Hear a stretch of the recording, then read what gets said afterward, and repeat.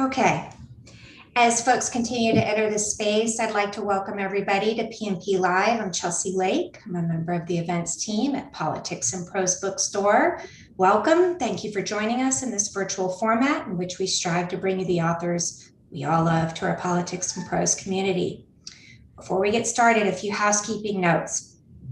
At any point during the event, you can click on the link that I'll be dropping in the chat to purchase Forget the Alamo, The Rise and Fall of an American Myth. You can ask a question by clicking on Q&A, which can be found near the bottom of your screen. We'll try to get to everybody's questions, but apologize in advance if we don't have time to address yours. We are delighted to offer closed captioning for this event via Zoom's auto captioning service. To access captions, click on the live transcript option at the bottom of your screen. Finally, it's now my pleasure to introduce tonight's speakers. Bryan Burrough is the author of 6 books, including The Big Rich, Days of Rage, and Public Enemies, and a co-author of the #1 New York Times bestseller, Barbarians at the Gate. Chris Tomlinson is a columnist for the Houston Chronicle and the San Antonio Express News, and the author of the New York Times bestselling Tomlinson Hill, about his family's slaveholding history in Texas. From 1995 to 2007, he reported from more than 30 countries and 9 wars for the Associated Press. Jason Stanford is a writer and former communications director for the mayor of Austin. As a political consultant, Stanford has helped elect or re-elect at least 30 members of Congress. Burrough, Tomlinson, and Stanford will be in conversation with Jehmu Greene. Greene is the founder and CEO of Truth Not Lies and the founder of Barbara's Legacy, an initiative honoring Barbara Jordan. As distinguished fellow at the Athena Center for Leadership at Barnard College, Greene is also a Fox News political analyst, where she has unapologetically defended progressive values and policies on the network for the last 10 years. Please join me in welcoming them all to PNP Live. Take it away. Thank you. Wow, I have been looking forward to this conversation and quite frankly to the book for quite some time. All of what is said about my background is true, and I think what may be even more important is that I'm a proud Texan. And to be joined here with Jason and Chris and Bryan, 3 proud Texans, authors of Forget the Alamo, in what will, I hope, be a really interesting conversation for such an important topic that is so relevant in ways that who could have imagined. So welcome, everyone. And I want to just dive in by asking all 3 of y'all. So we've got 3 Texans. Chris, I know generations of Texans in your family. Jason and Bryan, y'all, as we say, and also me, we got there as fast as we could. And the 3 of y'all are sitting at a cafe on South Congress in Austin. I hear it was not a boozy brunch.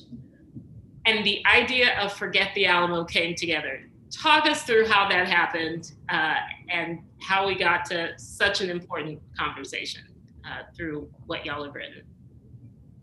Well, this is all Chris's fault. Chris should tell the story. I'd been writing a column for the San Antonio Express News, and the 3 of us got together on, I think it was Saturday or Sunday mornings, whenever we were free, and just kind of caught up. Talked about writerly stuff, and they asked me what I was working on. I said, well, I just wrote a column, and one of the lines in the column was that the San Antonians were misleading people by saying that the Alamo was a battle for liberty when it was really a battle for slavery. And that perked up Bryan, who hadn't heard that line before. I had heard nothing about this. I grew up with 7th grade history. I was a 58-year-old white man who pretty much accepted the classic Anglo-centric narrative of the Alamo. And, Jason and I kind of looked up, you have to listen to Chris because he's going on about another column. He writes so many.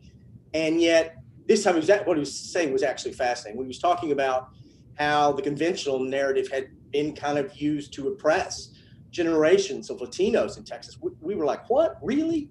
And he kept talking. He'd clearly done his homework, as Chris does.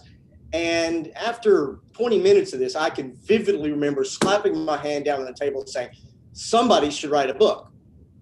And 2 years later, we have. Bryan's forgetting his role in this other than slapping his hand on the table. After he slapped his hand on the table, I expressed my deep and abiding envy and all the hate mail that Chris was going to get. He did. He got a lot of hate mail for this. And that gave Bryan a space and some time to cognate. And then after I got done talking, or even midway through, he says, oh, and you should call it Forget the Alamo. At which point we all kind of slumped our shoulders. And with sort of this feeling of just resignation and defeat, we realized we had to do it. So it was really the title that set us down on this road. We just had to write that book. Well, we are so thankful you did Forget the Alamo. It's got everything. It's got rock stars from Phil Collins and Ozzy Osbourne, even the Rolling Stones. And I can imagine at that brunch a few years ago, we were already, as a country, in the middle of this assault on the truth politically under the administration of President Trump. And, probably even back then, just such a short time ago, we could not have imagined how far that assault on the truth would continue, grow, metastasize. And I just want to start going deeper into the book by reading a quote actually that the chairman of the Texas Republican Party put out today. Happy Flag Day, everyone who's watching as we celebrate the United States flag. The chair of the Texas Republican Party had this to say about these three individuals, as he called them, three fellas. Basically, that every true Texan should be highly offended by this, and by this he means Forget the Alamo, regardless of being Black, white, Hispanic, Asian, it does not matter. It is disconcerting, to say the least, for these gentlemen in question, heroism associated with the defenders of the Alamo. And it's not just the chairman of the Republican Party, it is also the governor of Texas and some of his colleagues in the House and the Senate who have recently passed an 1836 project to make sure that we continue to promote patriotic education and ensure future generations understand Texas values. So I don't know if a couple of years ago at that South Congress Cafe, y'all knew exactly how timely Forget the Alamo would be, or the hate mail, and I assume probably increase in hate mail that will come as you continue to share the truth through Forget the Alamo. But how do you see the true telling of what the founding of Texas and the myth of the Alamo, how it is playing out today in our politics? And Jason, why don't we start with you, having elected so politicians? We didn't see it as part of the moment at first. We thought this was just retelling an old Texas myth. And the deeper we got into it, the more the timeline of writing the book coincided with the timeline we were living in. And just about the time we were done writing the book, Donald Trump finished one of his State of the Union, his last State of the Union, by saying the beautiful, beautiful Alamo. I mean, the moment just coincided with the end of the book there. So, yeah, this is a myth that conservatives have trotted out since LBJ used the Alamo as an image to try to get people to go fight in Vietnam, which is a really weird thing to do if you remember who won the Battle of the Alamo. This is something that politicians have used to evoke heroism, and just as Colonel West did in his statement today on Flag Day, as you point out, it's nuts. And it has become, with the passage of the 1836 project, a state religion here in Texas, where this law actually requires the governor to appoint a panel of historians to advise him on matters of patriotism. And the way that they're going to correct the civics education in Texas is to hand out pamphlets when you get your driver's license. It's probably not going to be that effective, but it does indicate that the force of law in Texas is behind this myth. This isn't just something that people argue about. They're putting the force of government behind this. In fact, the defenders of the Alamo are required to be taught as heroic in Texas public schools, not, say, the people who liberated Europe, not anyone else in American history, just the defenders of the Alamo. I think we were certainly aware at the moment, at the beginning, that there was a reassessment of the country's racial history that was ongoing. But, we kind of kept our heads down and went about our own independent research, and turned the book in. And then suddenly this spring, it just exploded, both at the state level with the passage of this 1836 bill. And suddenly, even before the book came out, there are articles in the Times, the Washington Post, National Geographic, just everywhere about, this ongoing fight over Texas history, what it means, and especially at the Alamo. So in some way, this is an accident of timing. Each of us could speak to our own motivations. For me, this was not at all political. This was purely an interesting anachronism of history, something that you looked at and you're like, wait, if you look at the historical record lined up with the legend, you're like, wait, how can we still be believing this stuff, much less teaching it to school kids when it's just not backed up in the historical record? And to me, this was an exercise in knocking down low-hanging fruit. And to the point of teaching it to school children, I remember very specifically, as we were saying earlier, the Burnt Orange Texas History book that we were taught and studied in 7th grade, as I was a 7th grader at O'Henry Junior High in Austin, Texas. And, Chris, I know, having written articles on the true story of the Alamo and piqued the interest of Jason and Bryan, I would love to hear from you, going back to your memories of being taught Texas history. What surprised me so much, I kind of started thinking that was everything I was taught in public schools just tall tales about this state that I love so much.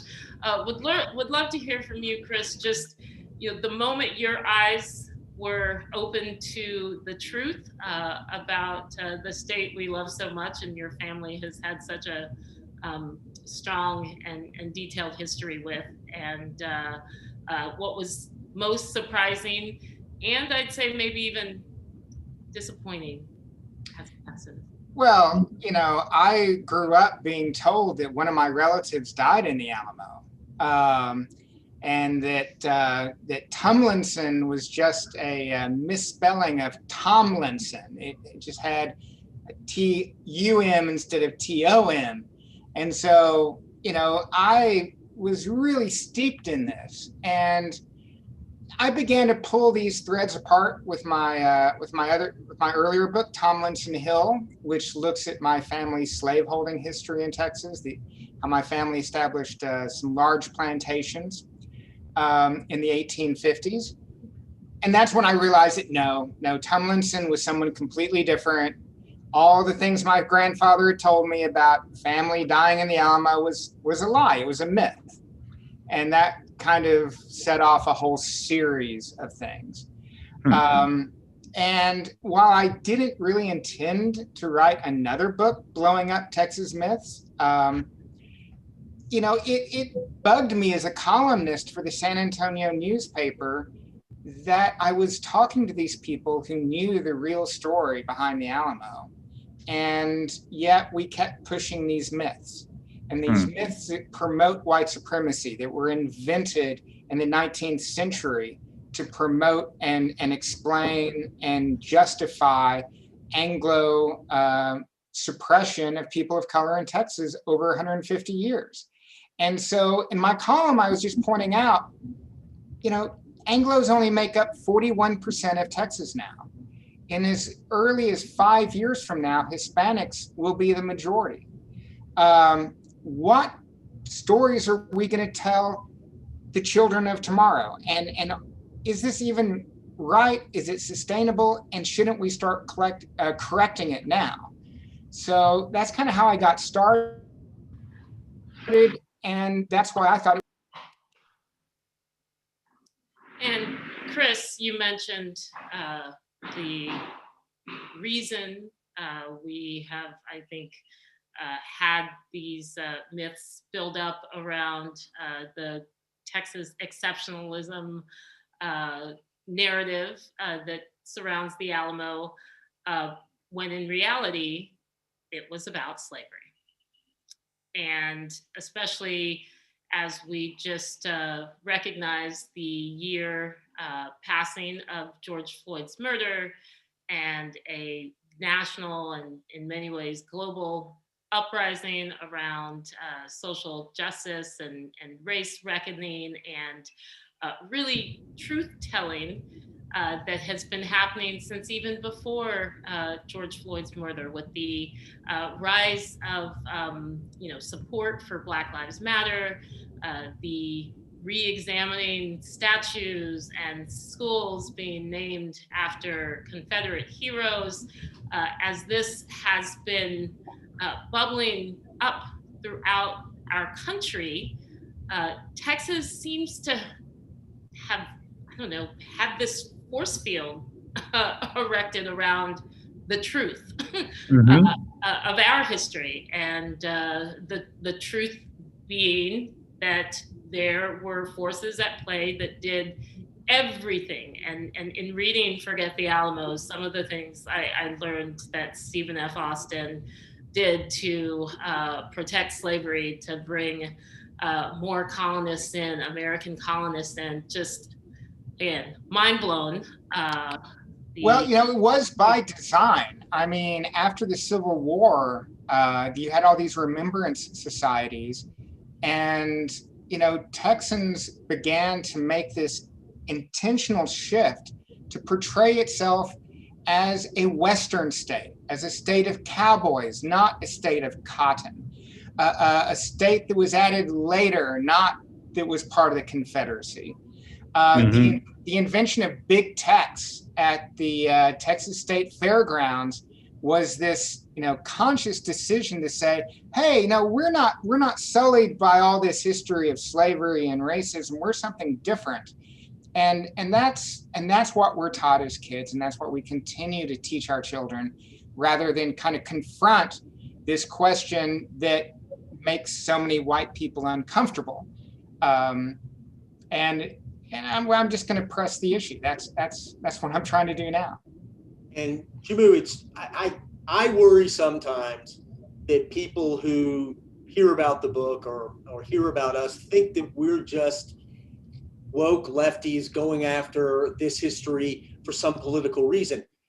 It's just not so. If you go in and actually do the work and read Stephen F. Austin's notes, his letters and everything, you see him from the beginning of the establishment of the colonies in 1820, well into the middle 1830s, an enormous amount of his energy is placed in fighting for the continuation of slavery in Texas against the central government in Mexico that was fervently abolitionist and that tried again and again to get rid of slavery.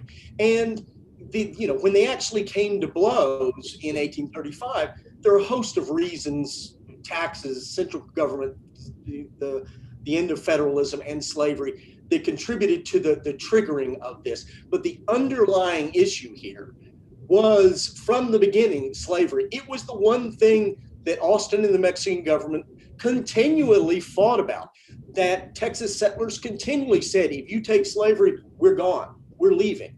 And eventually they put away their suitcases and took up their guns. That's just what happened. Yes, they did. And Jason, did you? Yeah, I remember early in this, we started this book not long after Charlottesville, and people, after a summer of them taking down Confederate monuments. And it was always kind of niggling in me, like, is this a Confederate monument? Because we hadn't fully developed slavery as the topic yet. We were still looking into it and pulling it all apart. And I was struggling with how literally to understand the Alamo as a Confederate monument.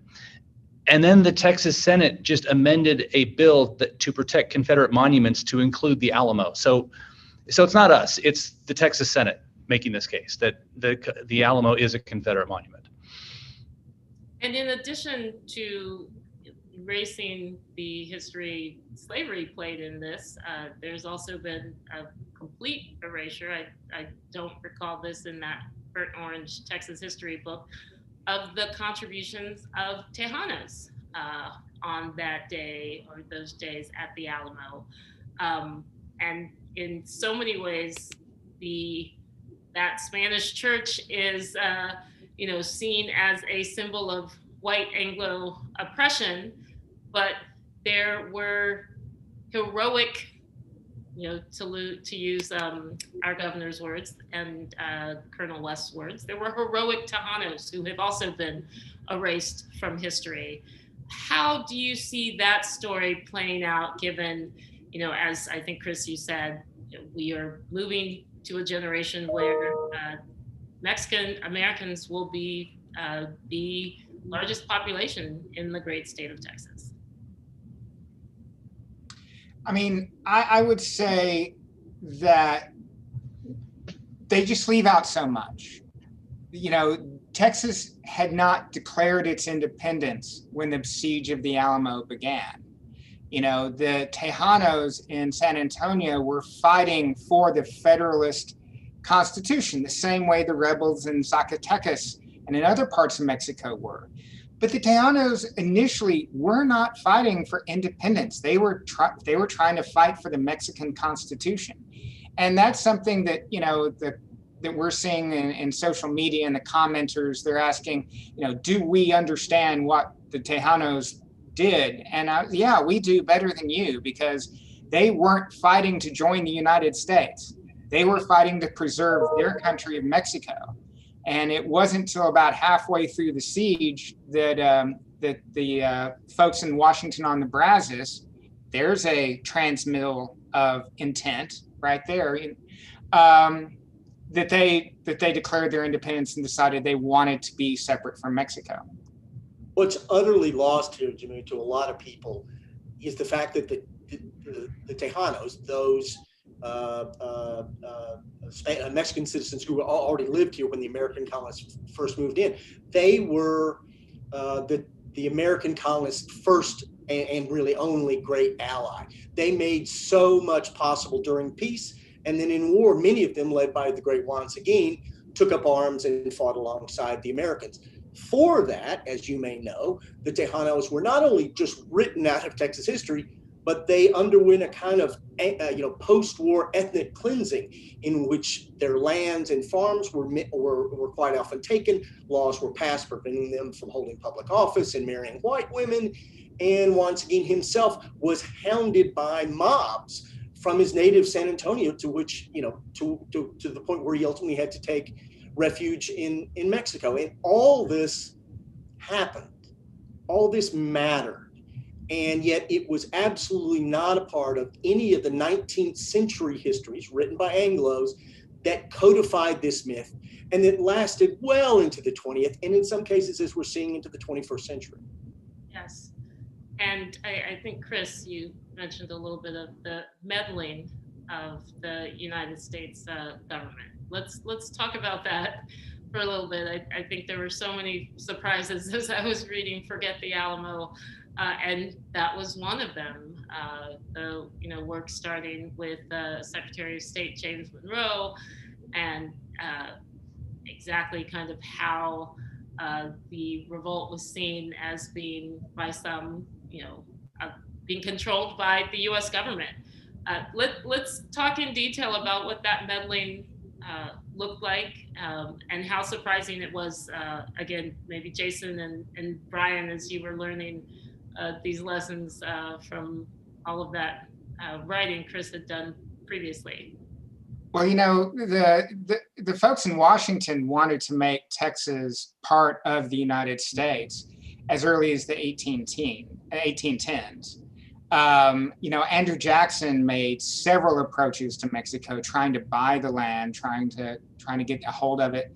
And as we all know, Sam Houston was a disciple, a close friend of Andrew Jackson.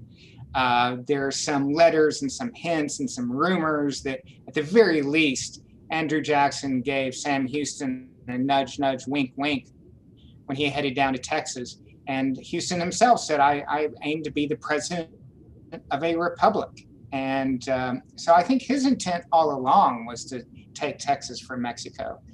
And then you have the Battle of San Jacinto. The president had deployed troops to the border in Louisiana, ready to cross into Texas at the slightest provocation from the Mexican army. We have at least one company of U.S. troops who desert and then show up on the San Jacinto muster rolls as Texians fighting the Mexican government. Some descriptions have them wearing pieces of their U.S. Army uniforms. And their cannon, the cannon fire by those U.S. trained artillerymen was what turned the tide at the Battle of San Jacinto. And then these same troops suddenly reappear back in Louisiana, back in their American uniforms, and they weren't punished. And that's just one of many stories around the meddling of the U.S. The Mexican government was convinced that this was a U.S.-backed incursion. It was financed by people in New Orleans and Cincinnati and cotton traders.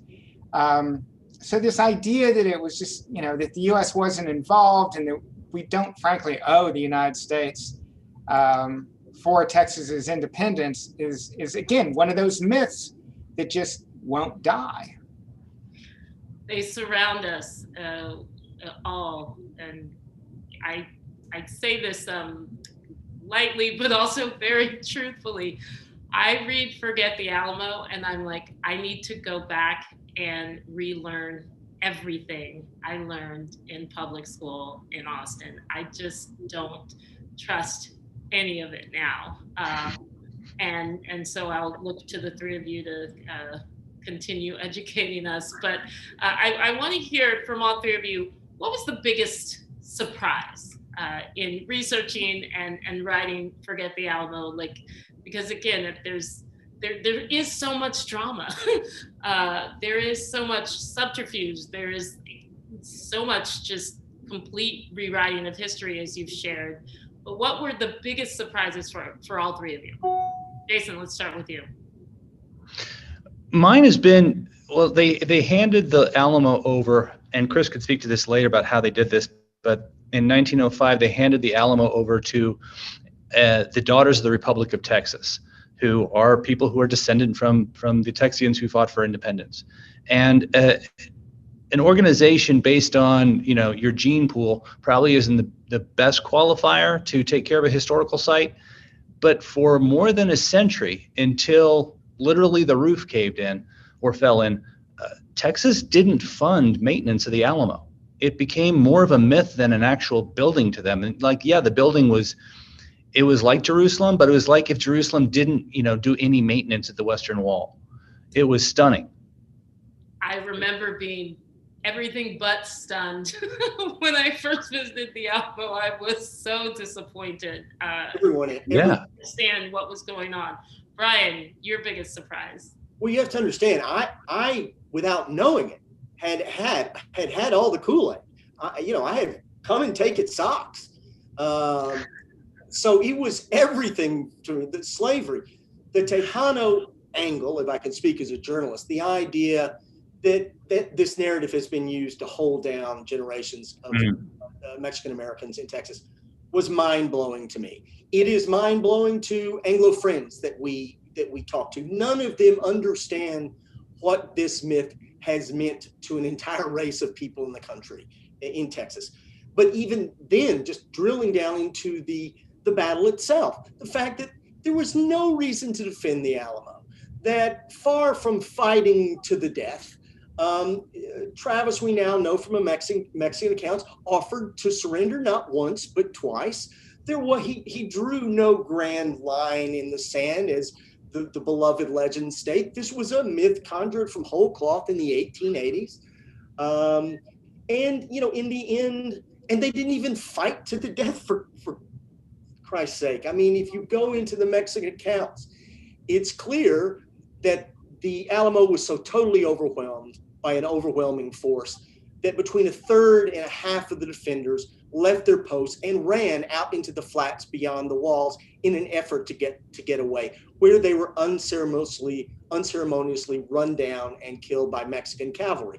No one's saying these people were cowards, or far from it, but the fact is they were pushed by overwhelming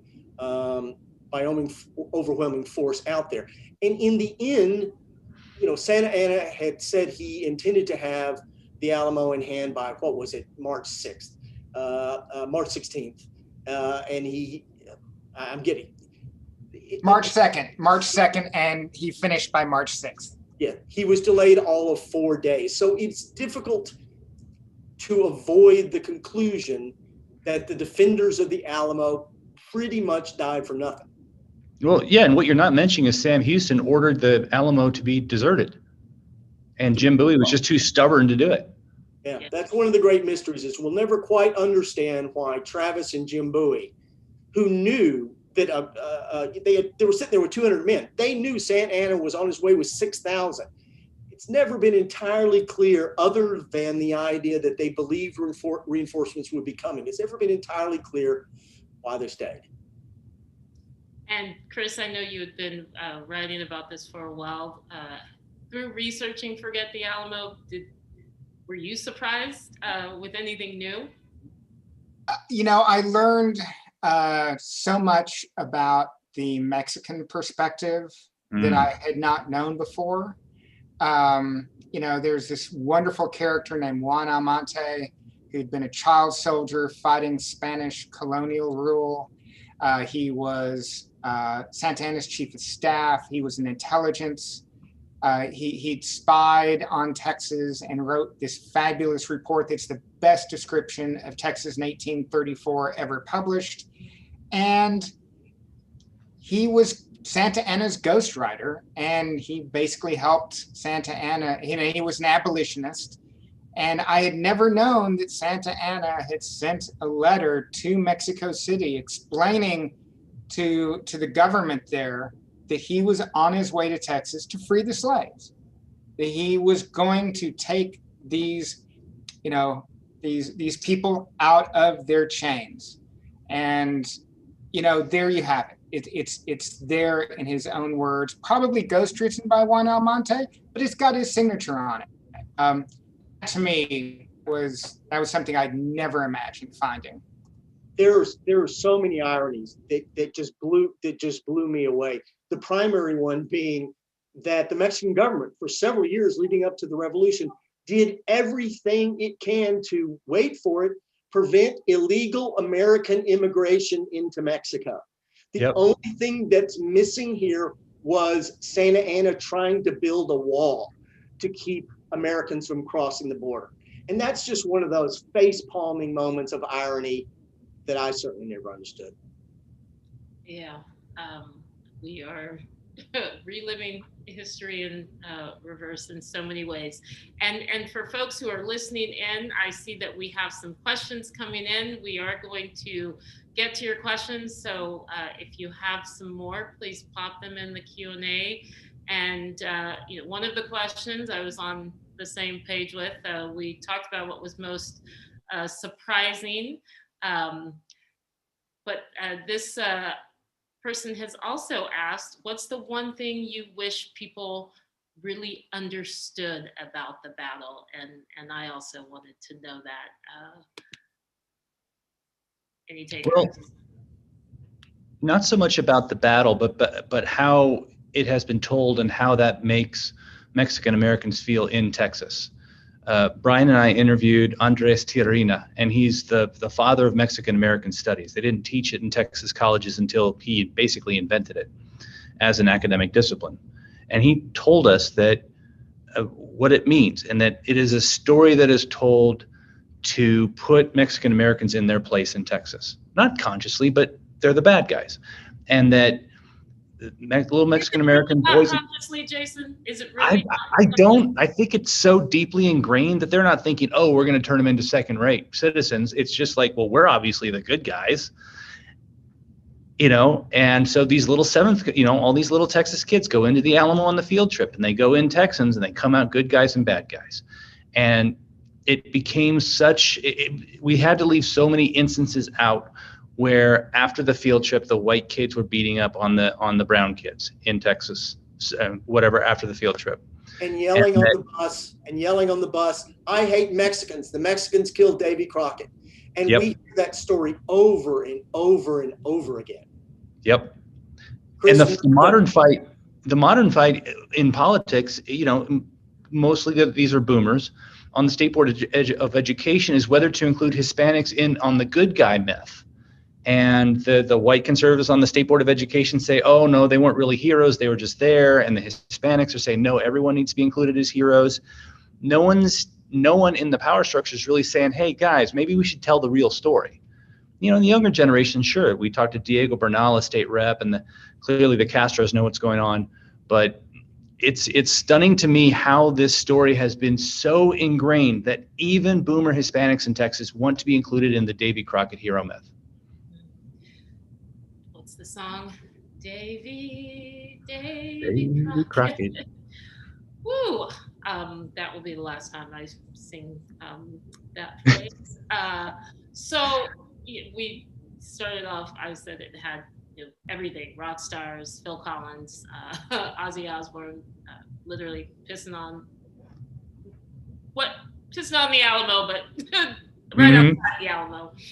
Let's talk about Phil Collins and his collection of Alamo historical items, and what y'all uncover and share in Forget the Alamo, and the implications of it, and how you see that playing out with the museum that is in the works. And what I also want to get to is the electoral implications of this story, the truth, and not just the 1836 project, but with Greg Abbott and George P. Bush as central players in this. But Phil Collins, he fell in love with the Texas myth, the tall tale of the Alamo. He's put together this collection and gotten support of the Texas government, and that also is really burst through Forget the Alamo. We did not go into this, Jehmu, thinking that we were going to be writing about Phil Collins' Alamo collection. Can I just tell you that? It fell into our laps. We were in the home stretch, busily writing, when Chris kind of said to Jason, don't you think we should follow up that tip on Phil Collins? The tip being that Phil Collins has amassed the largest collection of Alamo memorabilia in the world. He has graciously donated it to the state of Texas, which has announced ambitious plans to reimagine the Alamo with a $450 million renovation project, the centerpiece of which is a museum built to house the famous Collins collection. The tip we got, and that we were able to confirm, spin out, and learn an awful lot about, is that the Phil Collins collection of Alamo memorabilia is not exactly what it's cracked up to be. That it has little to no evidence of authenticity, that many of its items, especially its most ballyhooed items, have no documents of authenticity, and that really many of the most famous items, those credited to Jehmu, to Davy Crockett, to William Barrett Travis themselves are pretty clearly fakes. This, and maybe Chris wants to pick up the ball from here, places the state of Texas, and especially the Alamo's politician who kind of oversees it, George P. Bush, in a very delicate position. Well, what Bryan said is right. The authenticity, the documentation behind a lot of these is insufficient for most experts to draw the same conclusions that Phil Collins claims to make. Now, what's interesting now is that Texas politicians have come out and said, "Oh, well, no, we knew there were items that weren't quite right." We now have the new executive director of the Alamo saying that that she will not display any item that is not 100% verified. Mm-hmm. And these are things that have only happened because of our investigation. The Alamo is still withholding documents that we think will prove that these items are not what they've been advertised as. So, things are changing, and already I think we've made a difference. And Jason, as we know, and your work with so many different candidates, George P. Bush has higher office aspirations. He just threw his father and family under the bus to show his continued support for former President Trump. We do have a question from the audience as to the political implications of this, and it is from Mexican American artist. Do you see your book as instrumental in dismantling Governor Abbott's presidential run for 2024, which he has clearly already started campaigning for? So just building out from that, whether it's 2024 for Governor Abbott or George P. Bush, what's the political impact you see Forget the Alamo potentially having? Well, I think having three, and forgive me, Bryan, but you're lumped in with this now. Three leftist activists, civil justice warriors such as Bryan Burrough, going against him can only help Greg Abbott, because if we're turning the Alamo into a Confederate monument and he's defending it, then Greg Abbott is going to do better in the Republican primary than he otherwise would have. Because I'm not sure that historical accuracy is really an animating force in the Republican Party right now. I think I'm encouraged that this might give the Hispanic political community a little more weaponry to deal with. Recently, LULAC had a press conference at the Alamo. They were met there by militia. The militia brought semi-automatic rifles. LULAC brought our book. And they talked on Friday, and they talked about how we really need to tell the real story at the Alamo, and that's what we really want to happen. We are hoping. Look, it's far too early to say that this book is going to have any political impact. Clearly, it's a grenade in George P. Bush's lap, but that's largely an inside Texas thing. Who knows if it has any effect on Abbott's plans? What we'd like to see really is, in some gentle, collegial way, we think it's long past time for Texas to come to grips with the historical Alamo, the actual Alamo, the Alamo of history, rather than the Alamo of our dreams and of legends. It's a narrative that's embraced by Anglo Texans who are largely ignorant of the harm that it's caused to many Texans of color. And we just think that it's really past time for there to be a constructive civil discussion about our history and what it means and how it can be best portrayed going forward. And to that point, as we've seen with the most recent conversations about critical race theory and the backlash, where in some conversations you would think from Republicans or folks on the right that critical race theory is the number one problem facing our country right now, even as we are still trying to come out of a pandemic and not just the health but economic impact of this once in a lifetime event. But critical race theory is the target. How do you see that? And whether it is, referred to as revisionist history versus Texas, traditional history, the labeling of critical race theory has really given the right a rallying cry. Do you see that happening here in Texas politically to the advantage of the folks on the right who have no commitment to the truth? Yeah, I don't think that the accuracy of this book has really been disputed. What they're concerned about is the motivation. And our motivation is simply to tell the truth. And they think our motivation is to try to take down, their beliefs. And they can believe whatever they want. Let's just tell the truth, though, about what actually happened. I think critical Alamo theory conservative political thought can survive critical Alamo theory.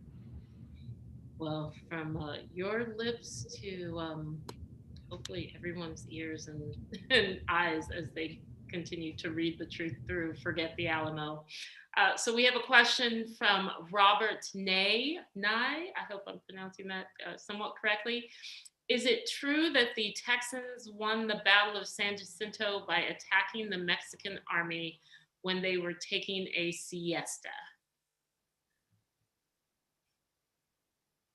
Who wants to take that? Chris? Bryan, you wrote about San Jacinto.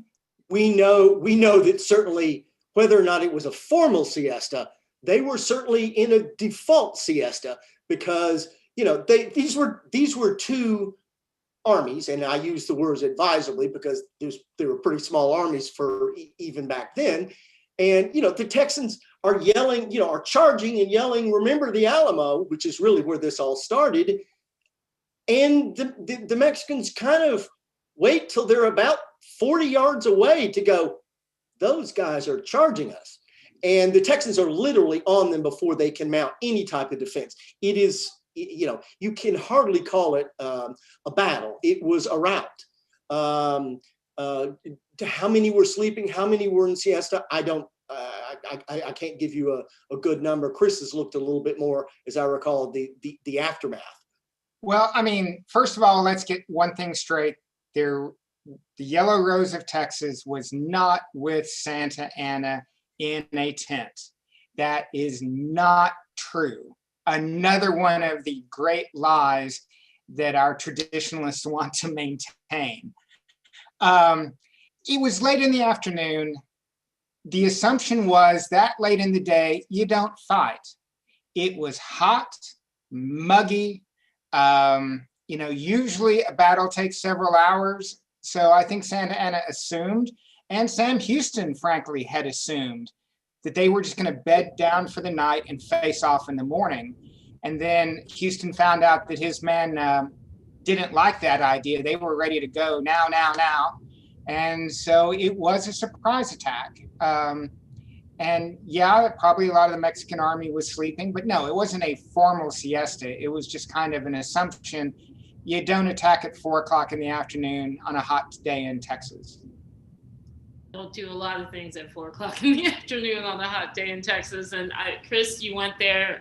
Yellow Rose of Texas is, I think it was the first song I ever sang in elementary school choir. And I'm sure the list is long as far as all the other myths that are out there, but share with us what else we learned in these Burnt Orange books that I don't know, Jason, Bryan, and Chris, if y'all are planning on collaborating again and becoming the truth tellers of Texas history, what other stories need to be told? Well, I think our next book is going to be since this was a Disney movie with John Wayne and with Davy Crockett, I think we're just going to start taking down Disney myths. And our next target is Prince Charming.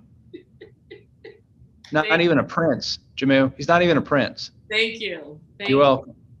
Don't get me started on Texas Rangers. Oh my goodness. There has been a great book, Doug Swanson's book, last year, which really, is a great book that anybody who likes Irish should pick up because that's a great book. And Monica Martinez's work on the massacres along the border, that also is just revelatory about the ethnic cleansing that the Rangers and white militias took part in. And a book, if you like ours, that if you want to drill down a little bit more, a book that our first chapters rely heavily on and we credit heavily, is an academic book from 2015 by Andrew Torgett, who's at North Texas, called Seeds of Empire. And it was really the first book that laid out the importance of the slave economy to Texas and really showed in detail how Austin and the colonists fought so assiduously for slavery. And that was a real game changer in the academic world. And I should make clear, this is a popular history. This is written for normal, everyday people who may be interested but aren't, real Texas geeks on this. And we stand on the shoulders of 30, 40 years of really great cutting edge Texas history, almost all of it since 1988, 1990. And we are deeply in gratitude to the academics, many of them Texas academics, who came before us and that are allowing us to essentially package a lot of their material in addition to our own new work to bring to people as Forget the Alamo. And just to be clear, Bryan brought this great light tone to the book that makes it very easy to read. It's designed to be fun. The worst thing anyone has said about it is that at times it's a little vulgar because we're at a bar telling you really funny stories about things you don't know about the Alamo. So just anyone who hasn't read it or is thinking of getting it, it's not 7th grade history. I promise you. We really bent over backwards, Jehmu. I think this is fair. We really bent over backwards not to preach to people, not to beat them over the head and say you're stupid for believing that. We did too. Here's more that you can learn, that you can enjoy, that doesn't necessarily cancel out what you believe, but may add to what you believe, may give some depth to your beliefs, and certainly will make you understand the way the Alamo and Texas history is viewed by people who might not look like yourself. Well, you certainly can't be stupid if it was, printed in black and white in your textbooks and your teachers were shoving it down your throat. And if you had answered differently, you would have gotten a bad grade on your test. I mean, this is ingrained within young people as they learn Texas history. And I'd love to get y'all's thoughts on. I hear all of the historians that helped get you here to Forget the Alamo and making this story more accessible. But are you hopeful, given the 1836 project, given Colonel Allen West's targeting of you three individuals today, and just your truth-telling, now as the enemy, given the backlash against critical race theory, are you hopeful, and how do you see a story like Forget the Alamo, having greater legs? I mean, everyone should go out and get it. I've got a couple of copies myself, and if you can see, like I've written, highlighted a lot. I'm studying it like it's a textbook. How do we get this to more people? Everyone who's listening, buy it, share it, birthdays, Christmas presents, but is there going to be a curriculum? Are y'all going to kind of get the same attention that Nicole Hannah-Jones has gotten through the curriculum written about the 1619 project? Where do you see this truth-telling, the ability to actually have the greatest impact, which is to tell the real story?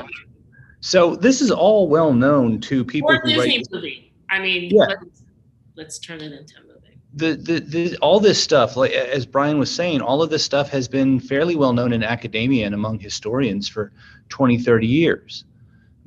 But the truth gets up there, and then there's politicians who make the state curriculum, and it stops there because, like I said, this is the state religion. It's not about what's right factually; it's about what's right in this ethos.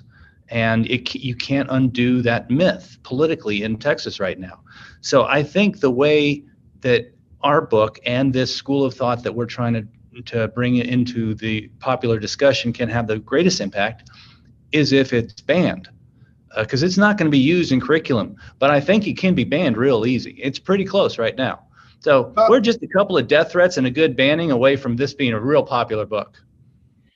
You know, there's a generational element here. I mean, before Walt Disney made the Davy Crockett miniseries, Davy Crockett was a footnote in American history. No one cared about him. You know, I mean, you talk to people and they always talk about, I mean, Phil Collins, it was Disney who got him into it. Then it was John Wayne.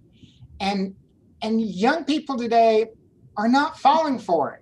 They're just not. If they even bothered to watch those films, they would be, you know, offended by it just on the surface.